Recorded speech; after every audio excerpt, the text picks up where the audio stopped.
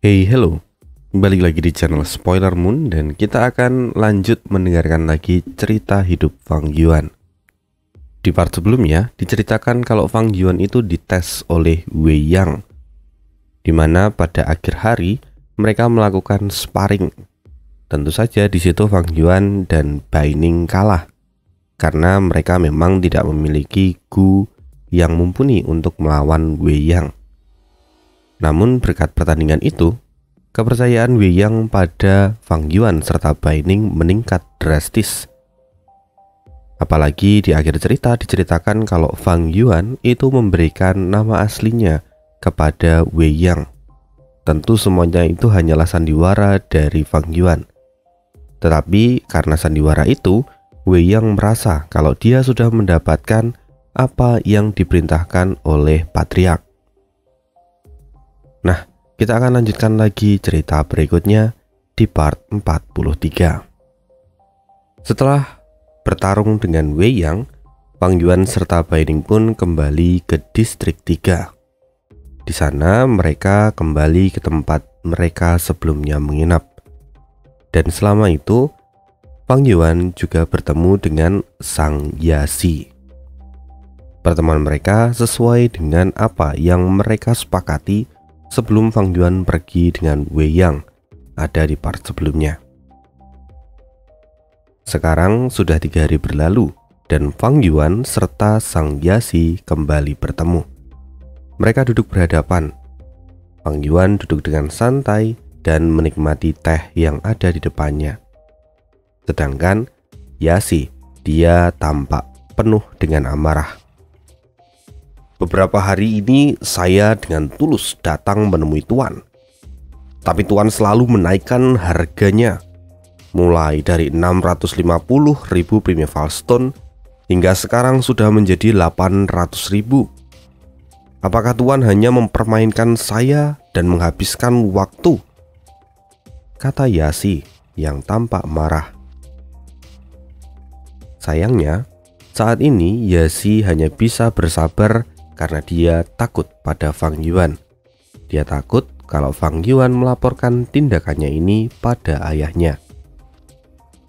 Sayangnya, sampai sekarang Yasi masih belum tahu dengan jelas bagaimana hubungan Fang Yuan dengan ayahnya. Yang Yasi ketahui hanyalah orang kepercayaan ayahnya, yaitu Wei Yang sering membawa mereka pergi untuk mengelilingi kota. Yasi takut bahwa ada hubungan yang spesial, atau orang ini justru adalah orang istimewa yang dekat dengan ayahnya. Meskipun sebelumnya Yasi mencoba untuk menyelidiki mereka, tapi sayang sekali dia tidak bisa menemukan apapun. Lagi pula dia hanyalah seorang tuan muda dari klan Sang. Kekuatannya tidak akan mungkin bisa menyaingi ayahnya. Jadi informasi yang dia dapatkan pun sangat terbatas. Mengapa ayah sangat baik pada mereka? Apakah karena warisan di tangan mereka? Tidak, warisan ini belum cukup untuk menarik perhatian ayah. Kecuali ini adalah warisan dari Gu Immortal peringkat 6. Atau karena mereka berbakat? Sepertinya tidak juga. Ada banyak Master Gu Iblis lainnya yang sangat berbakat di kota Sang ini. Jika ayah saja tidak tertarik dengan orang-orang itu, kenapa dia akan tertarik pada 2 orang ini? Pikir Yasi yang terus mencoba menganalisis situasi. Tidak peduli bagaimana Yasi memikirkannya, tapi dia tidak akan pernah mendapatkan jawabannya. Lalu setelah itu, tiba-tiba Yasi memikirkan hal yang lain. Apakah mereka berdua adalah anak haram dari ayah? Bukankah Sang Tuohai, pemimpin klan muda saat ini, juga adalah anak haram ayah? Pikir Yasi dalam hatinya. Tapi di sisi lain, Yasi juga memiliki keyakinan jika hal itu tidak mungkin terjadi. Karena saat dahulu kala ayahnya menemukan Sang Tuohai, dia sangat dilindungi dengan ketat. Sedangkan Fang Yuan dan Bai Ning tidak menerima perlakuan seperti itu. Akan tetapi, karena Yasi tidak mengetahui kenyataan yang terjadi, sehingga dia memilih untuk bermain aman dan tidak berani menyinggung Fang Yuan serta Bai Ning. Di sisi lain, Fang Yuan sendiri mengetahui kegelisahan dari Yasi. Tapi bukannya berempati, Fang Yuan justru memanfaatkannya.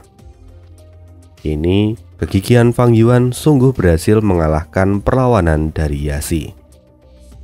Tak lama kemudian, Fang Yuan meletakkan cangkir tehnya dan berkata, "Semua hal ada nilainya. Meskipun bagi orang lain warisan masterku ini tidak begitu berarti, tapi bagi tuan muda, ini adalah harapan terakhir Anda, di mana Anda harus melindungi status tuan muda Anda. Sehingga ini adalah hal yang wajar jika saya menaikkan harganya sedikit lebih tinggi." Mendengar itu, membuat Yasi semakin geram. Fang Yuan telah melakukan pemerasan secara terang-terangan pada dirinya. Padahal, awalnya dirinya lah yang ingin memeras Fang Yuan. Semua kini sudah terbalik. "Kau benar-benar licik. Jika aku menghabiskan 800.000 Primeval Stone untuk membelinya, itu sama saja membuatku mengalami kerugian dan menurunkan penilaian evaluasiku. Jadi, aku tidak bisa membelinya dengan harga setinggi itu," kata Yasi. Sebenarnya, Fang Yuan sudah menduga kalau Yasi akan berkata demikian. Karena itu, dia pun tersenyum dan berkata, "Kalau begitu, saya punya solusi yang bagus. Di depan semua orang, saya akan mengatakan kalau Anda membeli warisan ini dengan harga 650.000 Primeval Stone. Tapi sebenarnya yang Anda bayarkan kepada saya sebanyak 800.000 Primeval Stone. Jika seperti itu, maka Anda bisa mempertahankan posisi tuan muda Anda dan saya juga akan mendapatkan bayaran yang setimpal. Situasi seperti ini akan menguntungkan kedua belah pihak," kata Fang Yuan sambil tersenyum. Akan tetapi, Yasi sendiri sangat terkejut mendengar usulan dari Fang Yuan. Dia pun segera berkata, "Apa kau ingin aku membuat akun palsu? Tidak mungkin. Jika aku ketahuan, maka status tuan mudaku bisa dicabut kapan saja. Dan aku akan mendapatkan hukuman yang berat karena itu." "Tuan, Anda tidak perlu berkata demikian. Apakah saya meminta Anda untuk membuat akun palsu? Saya hanya menjual resep rahasia pada Anda.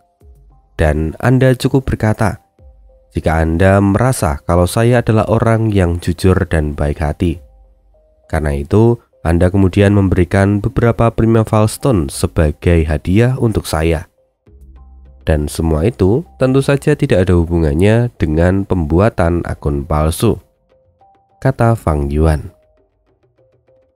Setelah mendengar itu, akhirnya Yasi meminta waktu lagi untuk berpikir tentang semua ini. Lalu setelahnya, Yasi pun pergi meninggalkan Fang Yuan. Melihat Yasi pergi, tentu ini membuat Fang Yuan berpikir bahwa semua rencananya sudah berhasil. Ini adalah tanda bahwa Yasi akan mempertimbangkan dan bahkan menyetujui tawaran dari Fang Yuan. 2 hari kemudian, Yasi kembali menemui Fang Yuan dengan ekspresi lesu. Dia pun berkata, "Aku setuju. Ayo kita bertransaksi sesuai dengan permintaanmu. Percayalah, saya pasti akan mengingat keputusan ini. Tuan, mari minum dulu," kata Fang Yuan sambil menuangkan segelas anggur untuk Yasi. Setelahnya Yasi pun meminum anggur itu tanpa ragu dan dia tiba-tiba berteriak, "Sial, anggur apa ini?" Fang Yuan pun tertawa dan berkata, "Ini adalah anggur arak beras yang termurah. Tuan muda, saya tidak punya uang untuk membeli arak yang enak. Karena itu saya hanya mampu membeli ini." "Ah, sial. Sebentar lagi kau akan memiliki uang untuk membelinya, kata Yasi sambil menghela nafas panjang. Baiklah Tuan, saya sudah menyiapkan perjanjiannya. Lihat ini, kata Fang Yuan yang sudah menyiapkan sebuah kertas. Yasi melihat berkas itu lalu tiba-tiba berkata, "Kau menaikkan harganya lagi? Sebelumnya kau mengatakan harganya 800.000 Primeval Stone. Mengapa sekarang menjadi 950.000? Bajingan, apa kau pikir Primeval Stone itu jatuh dari langit?" Akan tetapi, Fang Yuan hanya tersenyum dan berkata, "Tuan, ini sudah 2 hari berlalu. Tentu saja harganya akan naik. Anda sendiri sudah mengetahuinya sebelum ini." "Bajingan, apa kau pikir aku mudah ditindas? Aku tidak akan menghabiskan 950.000 hanya untuk warisan kecil ini," teriak Yasi penuh dengan amarah. "Tuan, tenanglah. Ini bukanlah masalah warisan kecil, tapi ini menyangkut keberlanjutan posisi tuan muda Anda. Anda pasti sadar bahwa ada banyak tuan muda yang menginginkan posisi Anda," kata Fang Yuan dengan santai. Mendengar apa yang dikatakan Fang Yuan, dengan berat hati, Yasi pada akhirnya harus menahan emosinya dan mengalah pada Fang Yuan. "Kalau begitu 900.000. Tapi aku tidak percaya padamu jika hanya perjanjian ini tertulis saja. Aku ingin kita bersumpah dengan menggunakan Gu Sumpah Racun," kata Yasi. Fang Yuan pun sudah menduga hal ini. Akan tetapi Fang Yuan saat ini menunjukkan sikap ragu-ragu. "Kenapa? Apa kau takut?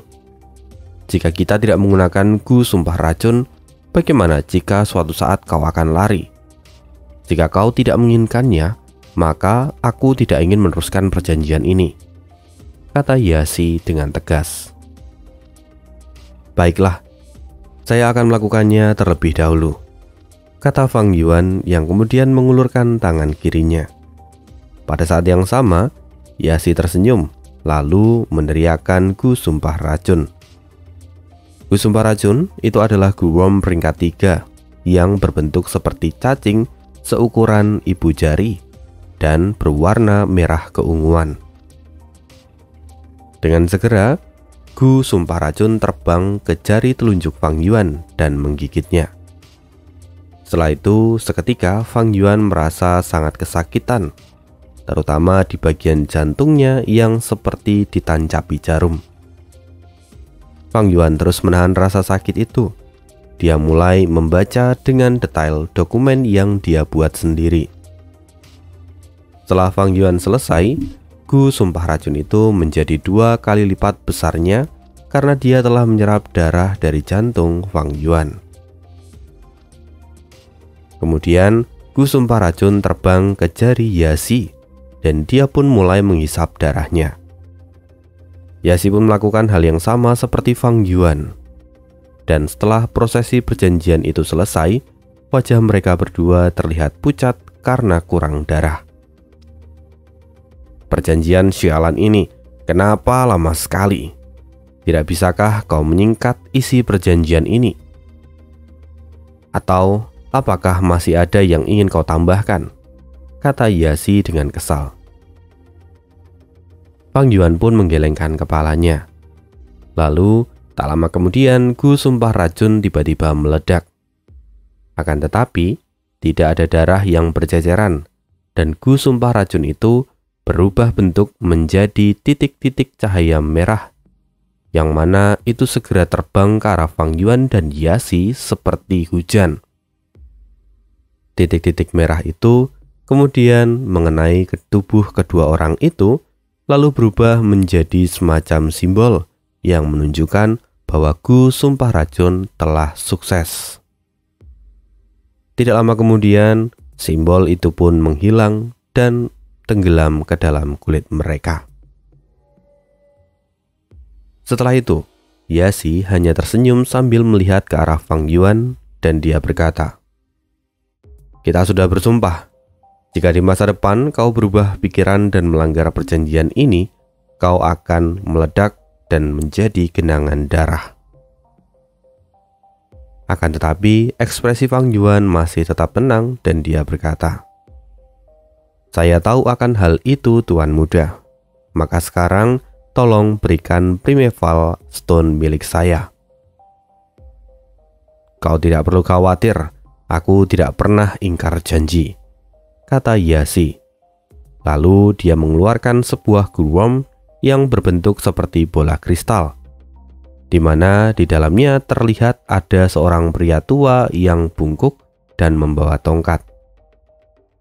Ini sebenarnya adalah Gu Primeval Elder, peringkat 3 yang digunakan khusus untuk menyimpan Primeval Stone. Bahkan kapasitasnya bisa menyimpan sebanyak 1 juta Primeval Stone. Di dalam sana ada 870.000 Primeval Stone. 30.000 sisanya akan kuberikan padamu setelah aku mengumpulkannya dalam 3 hari ke depan. Masalah ini hanya kita berdua yang tahu dan tidak perlu ada orang ketiga yang mengetahuinya. Bahkan jika itu adalah rekanmu, dia tidak boleh mengetahuinya, kata Yasi sambil menyerahkan Gu Primeval Elder pada Fang Yuan. Setelah Fang Yuan menerimanya, dengan segera Fang Yuan memurnikan Gu itu, dan orang tua yang sebelumnya melihat ke arah Yasi kini tersenyum dan melihat ke arah Fang Yuan. Sebenarnya, Gu Primeval Elder ini cukup menarik. Jika Primeval Stone di dalamnya sedikit, maka orang tua di dalamnya akan menunjukkan ekspresi tidak senang. Tapi jika jumlahnya standar, orang tua itu tidak akan menunjukkan ekspresi apapun. Lalu, jika Primeval Stone di dalamnya hampir mencapai batas maksimum, orang tua itu akan tersenyum. Ya, seperti mainan yang lucu. Melihat Fang Yuan yang sepertinya sudah fasih menggunakan Gu Primeval Elder, ini membuat Yasi mendengus kesal lalu berkata, "Gu Primeval Elder ini cukup berharga, dan aku tidak akan memberikannya padamu secara cuma-cuma.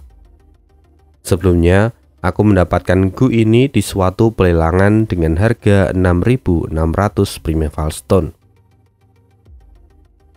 Mendengar itu, Fang Yuan pun mengangguk dan kemudian mengeluarkan beberapa Primeval Stone untuk diberikan kepada Yasi.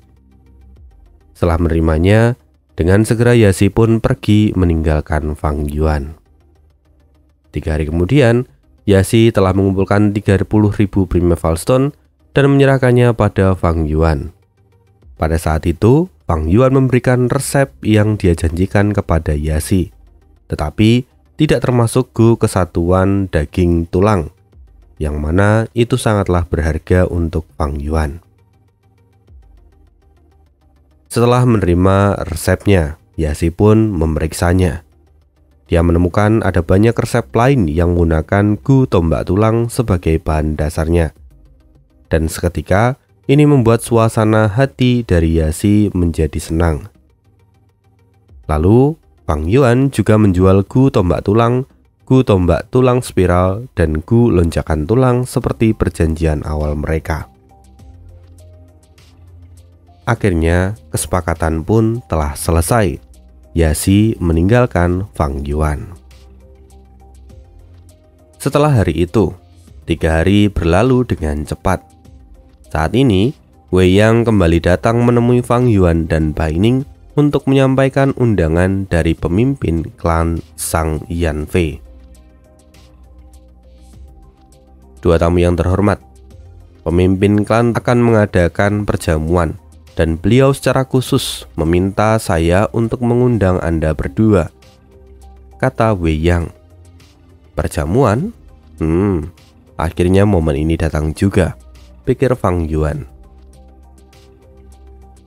Di sisi lain, di kota klan Sang, pemimpin klan Sang Yanfei mengadakan perjamuan dan di halaman kediaman pribadinya yang terlihat sangat elegan.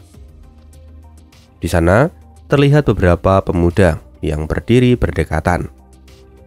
Salah seorang pemuda pun bertanya, "Kakak, apa kau tahu kenapa ayah memanggil kita kali ini. Pemuda itu namanya Sang Chao Feng. Pemuda yang lain, dia tidak lain adalah Sang Qiu Niu, kakak dari Sang Chao Feng. Dia sebelumnya memejamkan mata, lalu perlahan membuka matanya dan berkata, "Ayah baru saja keluar dari pengasingannya, dan ayah mengadakan perjamuan klan. Ini mungkin karena dia merindukan kita. Apakah ada yang aneh tentang masalah itu?" Kakak, mungkin benar. Tapi sejak kapan ayah mengadakan perjamuan seperti ini jika tidak ada alasan khusus? Lihatlah, bukankah masih ada beberapa tempat yang kosong? Kata Sang Pulau. Saat Pulau ingin melanjutkan kata-katanya, namun dari pintu gerbang terlihat sosok Wei Yang masuk dan membuat mereka terdiam. Wei Yang terlihat diikuti oleh dua orang pemuda, yang tidak lain adalah Fang Yuan dan Bai Ning. Tamu yang terhormat, tempat ini sungguh bersejarah bagi saya. Tempat ini adalah tempat di mana pemimpin klan saat masih muda ditekan oleh aliansi tuan muda lainnya. Saat itu pemimpin klan mengambil langkah mundur dan meninggalkan posisi tuan mudanya atas kemauannya sendiri. Dia memilih untuk menjadi anggota klan biasa. Selama masa itu, Tuan Yan Fei tinggal di sini. Dan setelah beliau berhasil menjadi pemimpin klan, Tuan mempertahankan tempat ini sebagai pengingat bagi dirinya sendiri dan juga generasi berikutnya. Kata Wei yang sedikit menceritakan sejarah tentang tempat itu. Sesaat kemudian, Wei Yang melihat 3 orang yang sudah berada di halaman. Dia pun berkata, "Oh, ketiga tuan muda sudah ada di sini," katanya sambil tersenyum. Pada saat yang sama, San Qiunan, Sang Chao Feng, dan Sang Pulau segera berdiri dan menelangkupkan kedua tangan mereka sembari berkata, "Kami memberi salam pada tetua Wei Yang." "Terima kasih Tuan Muda." "Oh ya, ketiga Tuan Muda, perkenalkan, mereka berdua adalah tamu kehormatan kita hari ini yang diundang langsung oleh Patriark Klan," kata Wei Yang sambil memperkenalkan Fang Yuan dan Bai Ning. Setelah itu, Wei Yang mempersilahkan mereka duduk. Akan tetapi, kehadiran Fang Yuan dan Bai Ning ini membuat ketiga tuan muda lainnya merasa keheranan. Ini adalah perjamuan klan. Mengapa ada orang asing yang diundang dalam perjamuan ini? Siapa kedua orang ini? Bahkan tempat duduk mereka jauh lebih dekat dengan tempat duduk ayah daripada kami, pikir mereka dalam hati. Setelah Wei Yang duduk, dia tersenyum dan kemudian berkata, "Izinkan saya memperkenalkan kalian. Ini adalah Sang Qiu Niu, putra sulung dari pemimpin klan. Dia diberikan tanggung jawab untuk mengelola zona pengasuhan.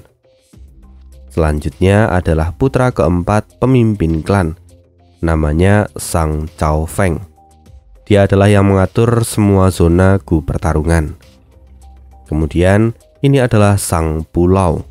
Dia bertanggung jawab mengelola semua rumah bordil di zona lampu merah." Setelah itu, dengan segera tuan muda pun berdiri dan memberikan salam pada Fang Yuan serta Bai Ning. Ketiga tuan muda terlalu sopan. "Perkenalkan, saya Hei Tu, dan ini rekan saya, Bai Yu," kata Fang Yuan. Seiring berjalannya waktu, satu persatu tuan muda lainnya pun mulai berdatangan. Di antaranya ada Sang Pishu yang bertanggung jawab mengelola zona perjudian batu. Ada Sang Suani yang mengelola zona restoran dan toko sutra. Ada Sang Fusi yang mengelola zona pelelangan. Lalu ada Sang Bisi yang mengelola zona pemurnian pengganti. Lalu yang terakhir adalah Sang Yasi yang sebelumnya sudah dikenal oleh Fang Yuan. Tepat sebelum perjamuan makan dimulai, gerbang kembali terbuka dan seseorang masuk. Orang itu tidak lain adalah Sang Bian yang bertanggung jawab atas penjagaan kota dari klan Sang. Setelah Bian duduk di tempat duduknya, sesaat kemudian terdapat sebuah nyala api berwarna merah darah di kursi utama. Dan saat itu pula pemimpin klan Sang Yanfei muncul. Sang Yanfei mengenakan jubah putih dengan manset berwarna emas. Dipadukan dengan rambut merahnya, Sang Yanfei memancarkan aura yang penuh dengan karisma dari tubuhnya. "Kami memberi salam pada ayah," kata seluruh tuan muda dengan kompak. Di saat yang sama, Fang Yuan dan Bai Ning pun ikut berdiri serta menyambutnya. "Duduklah," kata Yan Fei sambil melambaikan tangannya.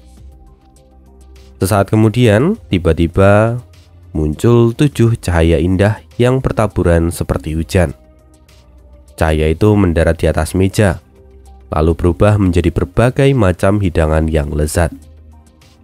Fang Yuan mengamati itu, dan dia tahu bahwa itu adalah gu kotak makan gourmet peringkat 5 yang khusus digunakan untuk menyimpan makanan dan menjaga kondisinya tetap segar. Tidak kusangka aku akan melihat gu kotak makan gourmet, bahkan menjadi tamu terhormat di perjamuan makan ini, pikir Fang Yuan. Setelah semua hidangan itu siap di meja, Yan Fei tiba-tiba berkata pada putra-putrinya, "Hari ini ada 2 tamu terhormat yang bergabung bersama kita. Ayo kita bersulang untuk mereka. Qiuniu, kau adalah saudara tertua. Berikan contoh untuk yang lainnya." Mendengar itu, Qiuniu segera berdiri dan mengangkat segelas wine lalu berkata, "Qiuniu bersulang untuk kedua tamu kita yang terhormat." Setelah berkata demikian, Qiuniu segera meneguk segelas wine miliknya dan diikuti oleh Fang Yuan. Sedangkan Bai Ning, dia masih tetap memilih untuk meminum air putih. "Kedua tamu yang terhormat, jika kalian nanti punya waktu luang, kita dapat berkunjung ke tempat saya. Zona gu pertarungan sangat menarik dan kalian bisa bersenang-senang di sana," kata Cao Feng dengan ramah. Sementara itu Fang Yuan hanya tersenyum setelah mendengarkan perkataan dari Cao Feng. Meskipun ini adalah kali pertama mereka bertemu, tapi Fang Yuan sudah mengetahui sifat asli Cao Feng. Di kehidupan sebelumnya, Cao Feng itu adalah salah satu penghalang terbesar bagi Xin Ji untuk mendapatkan posisi tuan muda dari klan Sang. Tak lama kemudian, Pulau membalas perkataan Cao Feng dan berkata, "Zona gu pertarungan terlalu ekstrim. Lebih baik menyaksikan nyanyian serta tarian indah. Saya ingin berbincang tentang romansa dan cinta dengan kedua tamu yang terhormat." "Ah, boleh saja. Jika kami punya waktu, kami akan menyempatkan diri untuk mengunjungi para tuan muda," kata Fang Yuan sambil menengguk wine yang ada di tangannya. Kini semua orang tampak menikmati jamuan itu, terutama Fang Yuan dan Bai Ning serta para tuan muda. Lalu di saat itu, Sang Yanfei melihat ke arah Fang Yuan dan Bai Ning, lalu dia berkata, "Terima kasih untuk Anda berdua yang telah melindungi Xin Ji selama ini. Berkat perlindungan dari kalian, aku akhirnya bertemu dengan anak perempuanku." Setelah Yan Fei mengatakan itu, tentu ini membuat semua orang yang ada di sana terkejut, bahkan beberapa orang sampai tersedak. "Anak perempuan? Anak perempuan yang mana lagi? Pikir mereka sambil menatap satu sama lain. Sementara itu, Yazi hanya menepuk dahinya, dan akhirnya dia mendapatkan jawaban yang menjadi pertanyaan dalam hatinya selama ini. Jadi ini alasan mengapa ayah menemui mereka berdua dengan sangat sopan, pikir Yazi. Setelah itu Yazi melihat ke arah Fang Yuan dengan pandangan penuh dengan kebencian. Dalam pikiran Yazi saat ini, setelah penilaian evaluasi selesai dan dia berhasil mempertahankan posisi tuan mudanya, dia pasti akan segera menghabisi kedua bajingan ini. Sementara itu, situasi perjamuan makan sekarang sangat sunyi dan semua orang masih mencoba memahami maksud dari Sang Yanfei. Selain itu, Fang Yuan juga berpura-pura terkejut dan berkata dengan ekspresi curiga, "Patriark, mohon maafkan kelancangan saya. Tapi tentang apa semua ini?" Yanfei tersenyum dan dia berkata, "Selama perjalanan kemari, kalian telah melindungi seorang wanita. Dialah putriku." "Apa? Maksud Anda Nona Xinci?" tanya Fang Yuan. "Benar, Xinci. Yang kalian lindungi selama di dalam karavan, dia adalah putriku. Setelah dia masuk ke kota Sang, aku dengan segera menyadari jika dia adalah garis keturunanku. Dan sekarang, berkat kalian, aku bertemu dengannya kembali," kata Yanfei. "Zhang Xinci?" Bai Ning tampak terkejut. "Benar, namun dia bukan Zhang Xinci lagi. Kali ini nama keluarganya adalah keluarga Sang. Maka sejak hari ini orang akan mengenal dia dengan nama Zhang Xinci. Jadi mari kita kembali bersulang," kata Yanfei sambil tertawa.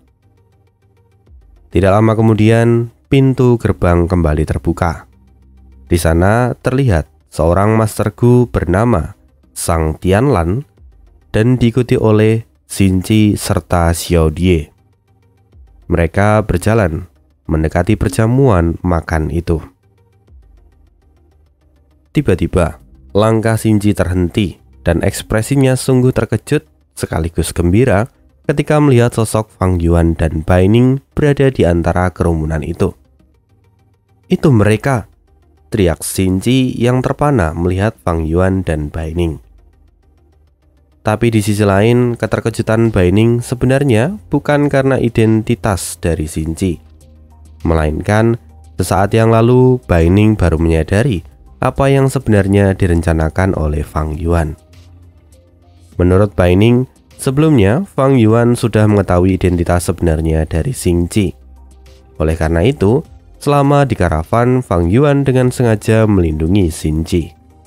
Dan semua peristiwa itu adalah bagian dari rencana Fang Yuan. "Saudara Heitu, saudara Bayu, mengapa Anda berdua bisa di sini?"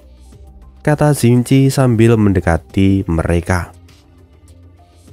"JR, sebelumnya ayah bilang akan memberimu kejutan, bukan? Inilah kejutan untukmu," kata Yanfei sambil tertawa melihat ke arah Xinci. "Oh, benarkah? Terima kasih ayah. Ini adalah hari paling membahagiakan dalam hidupku sejak aku datang di kota Sang," kata Xinci sambil membungkuk dan memberi hormat.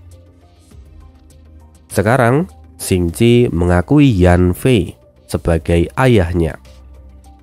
Dia tidak peduli seberapa besar kesalahan ayahnya yang telah diperbuat di masa lalu. Kini mereka adalah keluarga.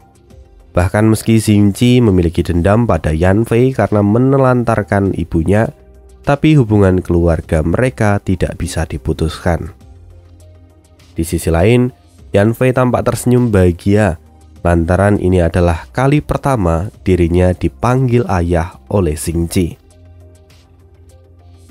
Xinci kini kembali menatap ke arah Fang Yuan dan berkata, Saudara He itu, maafkan aku. Aku sama sekali tidak bermaksud untuk membohongimu. Sebelum ibu meninggal, aku menerima wasiat darinya untuk datang ke kota Klansang.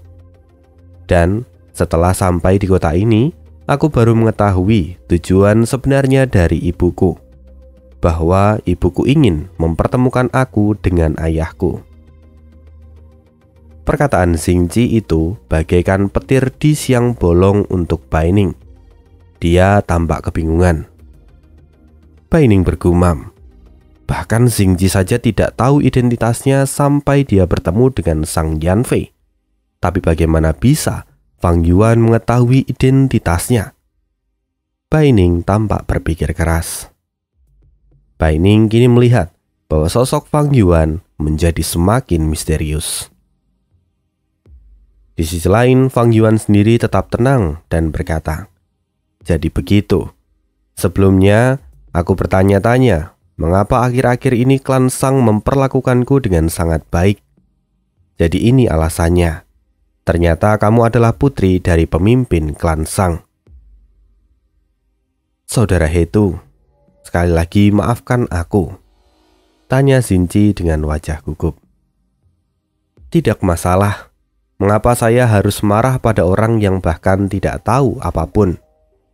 Pepatah mengatakan bahwa orang yang tidak mengetahui sesungguhnya adalah orang yang tidak bersalah," kata Fang Yuan sambil tersenyum. "Lagi pula, sesungguhnya tidak hanya kamu, tapi aku pun sudah membohongimu sebelumnya. Heitu dan Bayu sesungguhnya hanyalah nama samaran yang kami gunakan," lanjut Fang Yuan. "Apa?"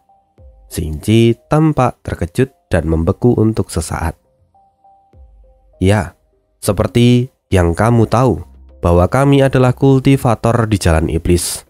Kami tidak bisa membiarkan dunia tahu begitu saja tentang identitas kami.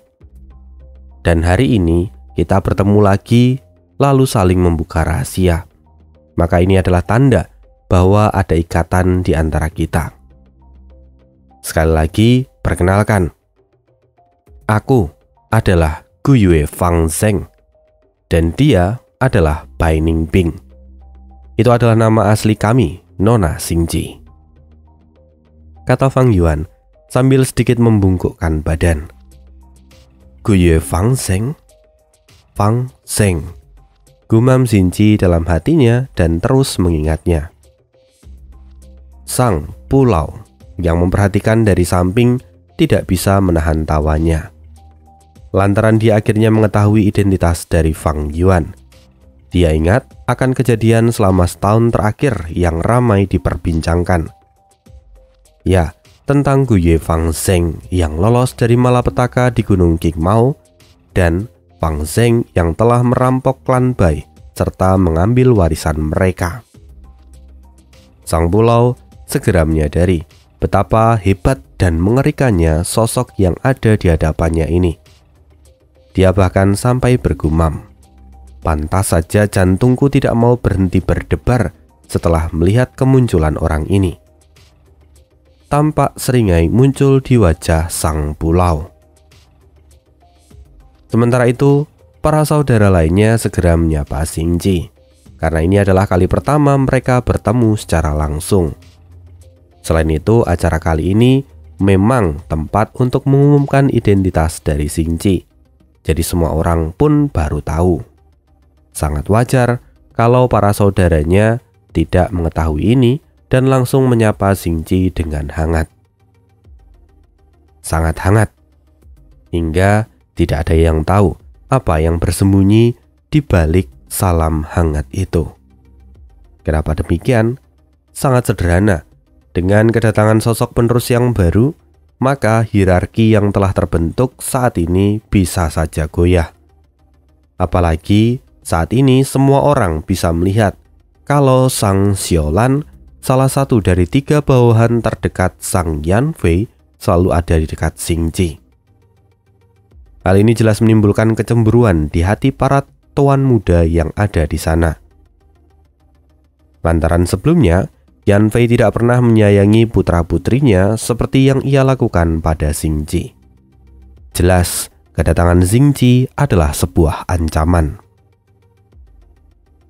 Baiklah semuanya, silahkan duduk, kata Yan Fei sambil melambaikan tangannya.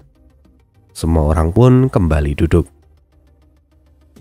Guyue Fangzheng dan Bai Ningbing, kalian berdua telah menyelamatkan putriku yang berharga dan bahkan mengantarkannya kemari dengan selamat. Sebagai ucapan terima kasihku, maka izinkan aku untuk memberi kalian hadiah dan pelayanan selama kalian ada di sini, kata Yan Fei. Terima kasih pemimpin klan Shang. Alasan kami melindungi Nona Zhang Xinji bukan karena dia adalah seorang putri, namun karena kami berutang budi padanya. Hutang budi kami sekarang sudah lunas. Karena itu kami tidak bisa menerima hadiah dari Anda. Jika kami menerimanya, justru kamilah yang akan berutang pada Anda kali ini, kata Fang Yuan sambil mengepalkan tangannya dengan hormat. Mendengar penolakan ini, jelas semua orang terkejut. Ya, secara orang gila mana yang akan menolak pemberian dari pemimpin klan Shang?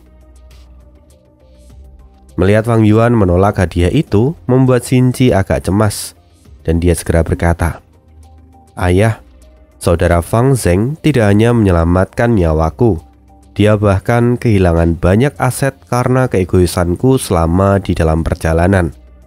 Tolong pertimbangkan hal ini untuk membalas kebaikan mereka." Yan Fei pun mengerti dan dia mengangguk. Seperti yang kalian dengar dari putriku, kalian mungkin berutang budi padanya dan membayarnya dengan menyelamatkan nyawanya. Namun aku masih berutang untuk semua aset yang kalian korbankan. Karena itu, aku akan menghadiahi kalian dengan 1 juta Primeval Stone. 1 juta? Bagaimana mungkin orang asing bisa mendapatkan 1 juta Primeval Stone dengan begitu mudah? Hampir seluruh orang yang ada di ruangan itu berpikir demikian. Mereka berpikir bahwa ini sungguh sudah berlebihan. Namun mereka juga tidak bisa protes akan keputusan itu. Sekarang mata semua orang kembali tertuju pada Fang Yuan, dan dia berkata, "Sejujurnya untuk saat ini, kami juga tidak terlalu membutuhkan uang. Lagi pula, belum lama ini saya telah menjual buku warisan dan menghasilkan cukup banyak. Haha, jika saya menerima ini, maka saya sendiri akan kesulitan untuk menghabiskannya." Fang Yuan pun tertawa. Mendengar ucapan Fang Yuan, jelas itu langsung membuat Sang Yazi menciut. Bagaimanapun, karena ucapan Fang Yuan, maka ayahnya pasti akan langsung tahu kalau pembeli buku itu adalah dirinya. Sial, ini bisa menjadi masalah yang besar, pikir Yazi, yang kemudian keringat dingin segera membasahi tubuhnya. Baiklah, kalau kamu menolaknya, maka aku akan menawarkan hadiah yang lain. Sebelumnya aku mengetahui bahwa dirimu dan juga rekanmu ada dalam daftar buronan dari klan Bai. Bagaimana jika aku menghabiskannya untuk kalian berdua? Kata Yan Fei sambil menatap ke arah Fang Yuan. Menghapuskan daftar buronan itu sesungguhnya bukanlah hal yang mudah. Bahkan ini juga bisa memicu pertikaian antara kedua klan. Namun, kalau klan satunya itu menjadi sangat besar, seperti klan Shang saat ini, maka klan Bai tidak akan berani melakukan apapun. Mereka hanya akan diam kalau permintaan itu datang dari klan Shang. Itu benar. Kenapa aku tidak memikirkannya sebelumnya? Tidak perlu diragukan lagi, saudara Fang Zheng memang membutuhkan hal ini, kata Xingji sambil melihat ke arah Fang Yuan dan Bai Ning. Namun, Fang Yuan tetap tenang. Dia berkata sekali lagi, "Patriark, maafkan saya. Sesungguhnya, untuk hal ini saya tidak membutuhkan nama kami berdua dihapuskan dari daftar buronan. Lantaran kami ada di sana karena apa yang telah kami lakukan. Kami merebut warisan dari klan Bai dan membunuh tuan muda mereka. Sedikitpun saya tidak pernah menyesali keputusan kami ini. Karena itu, saya tidak terlalu membutuhkan untuk dihapuskan dari daftar buronan. Apalagi dengan adanya nama kami di daftar buronan, ini bisa menjadi cambuk untuk diriku sendiri supaya aku menjadi lebih kuat, sehingga klan Bai tidak akan berani untuk macam-macam di masa depan, kata Fang Yuan sambil mengepalkan tangan. Gila, orang ini sungguh gila. Itulah yang dipikirkan semua orang. Lantaran apa yang dikatakan Fang Yuan itu adalah tindakan yang konyol. Bagaimana seorang individu berani menantang sebuah klan? Itu adalah tindakan untuk cari mati. Tapi mereka tidak berani untuk berkomentar dan kembali melihat ke arah Yan Fei. Kau menolak Primeval Stone. Kau menolak namamu dihapuskan dari daftar buronan. Lantas apa yang kau inginkan sebagai hadiah? Jika kalian tidak mau menentukan apa yang menjadi keinginan kalian, maka aku akan memberikan apapun yang mau kuberikan, kata Yan Fei dengan tegas. Maafkan kami pemimpin klan Sang. Kami sungguh tidak membutuhkan itu. Dan jika memang kami tidak membutuhkannya, maka kami tidak bisa menerimanya, kata Fang Yuan sambil mengepalkan tangan. Entah kalian membutuhkan atau tidak, jika itu sudah menjadi keputusanku, maka kalian harus menerimanya. Apapun yang akan kalian lakukan setelahnya, aku tidak peduli, kata Yan Fei dengan tegas sambil mengeluarkan aura dari sekitar tubuhnya. Jelas aura itu sangatlah menekan untuk semua orang, dan semua orang yang ada di ruangan itu benar-benar terlihat tertekan. Fang Yuan sendiri masih tetap diam dan menundukkan kepala. Lalu sebuah suara tawa terdengar. Hahaha, Tuan, saya memiliki sebuah usulan. Anda bisa melihat bahwa kedua orang ini memiliki luka di sekujur tubuh mereka. Terlebih Tuan Fang Zeng, wajahnya hampir hancur oleh karena luka bakar. Kalau begitu, mari beri mereka pengobatan yang layak sebagai hadiah untuk mereka kali ini. Selain itu, saya juga sudah menghubungi Dr. Suso untuk melakukan hal ini, kata Wei Yang yang kemudian maju dan memberi saran. Itu ide yang bagus.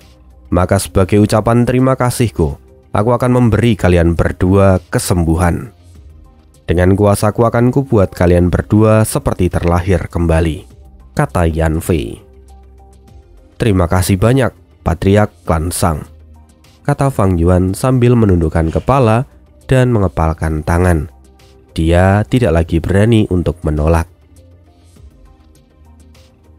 Tuan Fang Zeng dan Tuan Baining, mari ikuti saya. Saya akan mengantarkan Anda berdua ke tempat Dr. Suso, kata Wei Yang sambil memberi hormat. Baik, terima kasih Tuan Wei, kata Fang Yuan yang kemudian dia pun melirik ke arah Baining dan memberi isyarat.